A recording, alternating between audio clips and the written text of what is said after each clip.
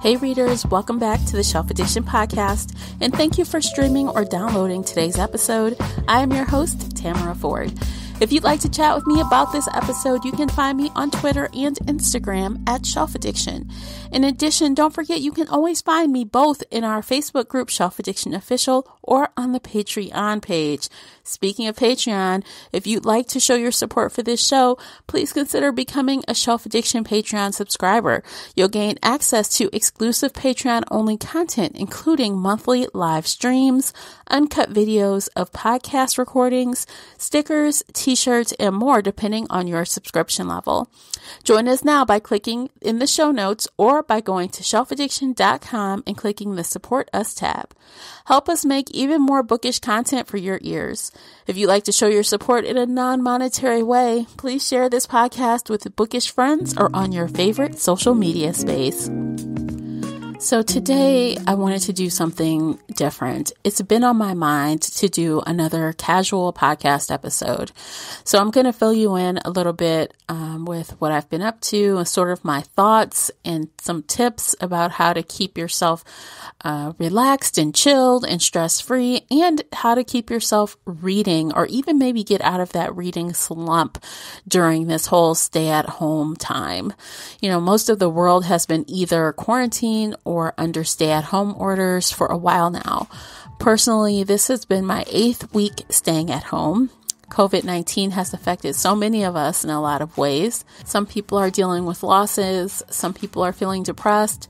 Some people are just gaining what they've dubbed the quarantine 15. Not me, thankfully. I've been taking special care of myself, trying to stay positive and stay active and motivated. Some are taking special care of their mental state because sometimes being away from friends and family and people in general has caused a struggle for some. So for me, I think that sometimes I'm feeling the itch, like I really need to get out of the house. But for the most part, I'm doing well. Like I said, I'm doing a lot of self-care, taking care of myself, trying to stay active, and trying to keep my reading up. I haven't completed my laundry list of to-dos around the house, and guess what? I'm okay with that. I know I'll be home at least through the month of May, working from home at the very least. So I still have some time to get some of those tasks done. So I'm really not too stressed. They're not urgent, but you know, the wish list of things that we all have that we want to get done if we have time. I'm not really worried about it right now. And I think that's okay. I get up daily. I put in my 8 hours at the office, in my office. But because of that, it's led me to spend much less time in my office after work hours. That time when I would be doing blog and podcast stuff. Before COVID, my office was my haven. Now it's where I spend 8 hours a day working. And the thought of spending another 2 to 3 hours doing podcast stuff, sometimes I'm just not feeling it. For a while there, I wasn't feeling books or audiobooks either. I couldn't find anything that I actually liked. I was dragging my feet, taking forever to complete books. And then one day, boom, I was back in action. I know bookish friends that have also felt stresses due to multiple things, including job loss or family issues or whatever. It has led to affecting them in a negative way when it comes to their love of reading. The good thing is that you'll bounce back just like we did. Today, I have 5 tips of my own to help you get your reading groove back. During this time of quarantine or staying at home, self-care is so important, and reading is a part of that. So tip number 1 is stop comparing yourself to others. So what your IG and Twitter book nerd friends are reading, maybe that doesn't matter to you right now. Maybe that someone's reading a book a day or listening to, 10 audio books a week, that doesn't matter to you. Who cares? Don't feel pressure by that. You do you. Sometimes a break is a good thing and it will help clear your mind. Personally, when I was trying to force myself to get through books, none of them were enjoyable. And trust me, you don't want that. You just want to wait until you're ready to enjoy reading again. And if you're an avid reader, it will naturally happen. Trust me. Tip 2 is try a sure thing. So let's say you're in that mood, you want to read, you just don't know what, things haven't been reading well to you, but you are still in the zone to read, then if there is a book that you just know you loved, 5-star rating, you recommend that book to everyone, it's your favorite, then reread that. Go to your happy place with a book that you already know makes you happy. Tip number 3, try a romance. If you're at all like me, you don't read a ton of traditional romance. Recently, I listened to the cutest contemporary romance audiobook, and it really lifted my mood, and I ended up consuming it in one day. Following that, of course, I wanted more. The feeling to consume another book right away had returned, and boy, did I miss it. Tip 4, keep up with your real life book club. My book clubs have been meeting on Zoom, so definitely we still get to see each other, laugh, drink wine together, talk about the books, so don't stop reading those monthly selections. That time talking with your book club face to face, even on video, will energize you. If you don't complete the entire book, I'm sure it's fine. Read some of it and attend those meetings. It's going to get you back in your reading happy place. If nothing else, you'll hang out with good friends and maybe drink some wine or a cocktail or two. Tip 5, if you're kind of tired of all the Zoom calls and Microsoft Teams meeting, I understand. Consider joining an online book club situation like we have here on Shelf Addiction. Read at your own pace, then listen to the discussions. And you can even be a part of the live discussions by chatting on Facebook.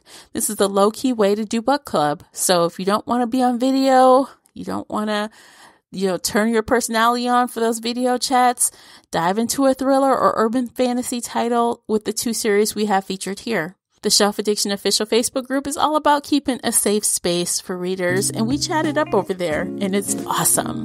But, okay, if you're on the I'm not reading right now wagon, I feel you. I have a few more ideas on how to keep you chill and stress-free. All 3 of these are suggestions that I have personally used, and I enjoy them all. Tip 1, diamond painting, or any craft really. Not only do I love doing this while an audiobook is playing, I also love doing diamond painting in silence. Sometimes it's just been too much noise. After a day of conference calls or listening to my husband talk on his calls throughout the day, sometimes silence is golden, just like the saying says. I've gone full days without turning on the TV or playing anything audio. Just sit in peace and do your favorite craft. If you prefer background noise, throw on an audiobook or podcast. Hey, there's tons of old and timeless episodes to listen to on this podcast. You can even throw on some lo-fi beats on Spotify. That is a perfect playlist, by the way. No words. It's got this great beat and it really helps with concentration. Tip 2. So I'm a gamer now? I guess. I call myself a quarantine gamer, and I bet you can guess what game I've been playing. Dun, dun, dun. Animal Crossing. Yes.